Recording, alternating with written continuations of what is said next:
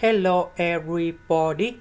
So today I want to find the value of 8 and b to make sure that the function is continuous. The first thing we need to consider about this one. So that means s minus number 2 is greater than or equals to number 1 and s minus number 2 is smaller than or equals to negative number 1, because that is about the absolute value. We need to consider about the positive and the negative number in here. So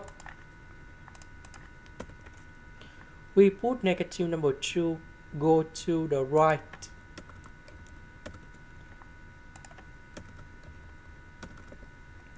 and we have like this. So we can put this one go in here. So in the next one, we need to consider about the limit on the left and the limit on the right. So I will select the limit on the left and on the right of number 1.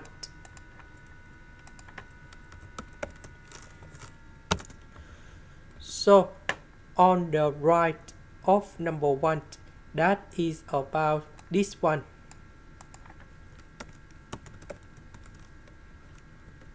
So we put number 1 going here, and we have number 2 as approach to number 1 on the left, that is about this one. So we put number 1 going here.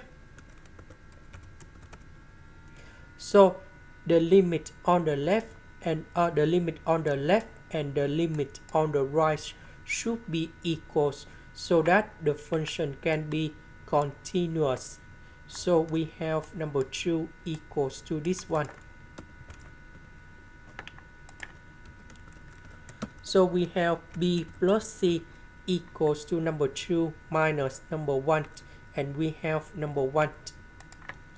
Now let's go to the limit on the left and on the right of number 3. So in this one, we have s approach to number 3 on the right. On the right of number 3, that is about this one. So we put number 3 cone here, number 3 cone here. And on the left, that is about this one.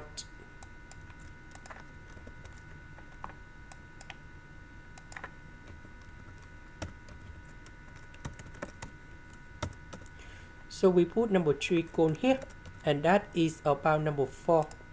So the limit on the right equals to the limit on the left. So this one equals to number 4. So number 9 we put on the right. 4 minus number 9, we have negative number 5. So we need to find the solution of b and c.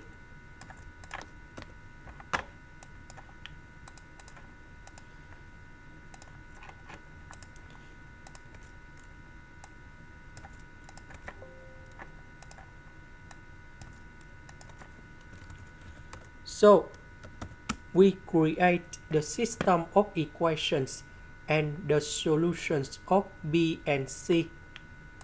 That is about b equals to negative number 3, c equals to number 4. This is the end. Thank you for watching.